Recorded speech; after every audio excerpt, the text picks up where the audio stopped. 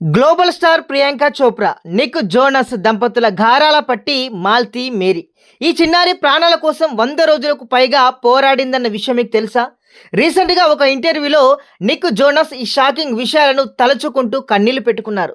నిజానికి మాల్తీ చాలా ముందుగానే, అంటే ప్రీ మెచ్యూర్ బేబీగా పుట్టినప్పుడు ఆ పాప బరువు కేవలం 765 గ్రాములు మాత్రమే. అంతేకాదు, శరీరం మొత్తం నీలం రంగులోకి మారిపోయి చావు బతుకుల మధ్య కొట్టుమిట్టాడింది. ఈ భయంకరమైన కోవిడ్ సమయంలో ప్రియాంక, నిక్ దంపతులు షిఫ్టుల వారీగా ఆసుపత్రిలోనే ఉంటూ కంటికి రెప్పల కాపాడుకున్నారు. సుమారు 100 రోజుల పాటు ఐసీయూలోనే ఉన్న మాల్తీకి ఆ సమయంలో ఏకంగా 6 సార్లు రక్త మార్పిడి చేశారట. ప్రతిరోజు ఒక యుద్ధంలా గడిచిందట. అంత గండం నుంచి మాల్తీ ఆరోగ్యంగా తిరిగి రావడం ఒక అద్భుతమని నిక్ ఎమోషనల్ అయ్యారు. ప్రస్తుతం ప్రియాంక షూటింగ్స్తో బిజీగా ఉండగా, నిక్ నటించిన పవర్ బల్లాడ్ జూన్ 5వ తేదీన రిలీజ్కు సిద్ధమవుతోంది. మరిన్ని అప్డేట్స్ కోసం సినిమాల టీవీని సబ్స్క్రైబ్ చేయడం మాత్రం మర్చిపోవద్దు మిత్రులారా.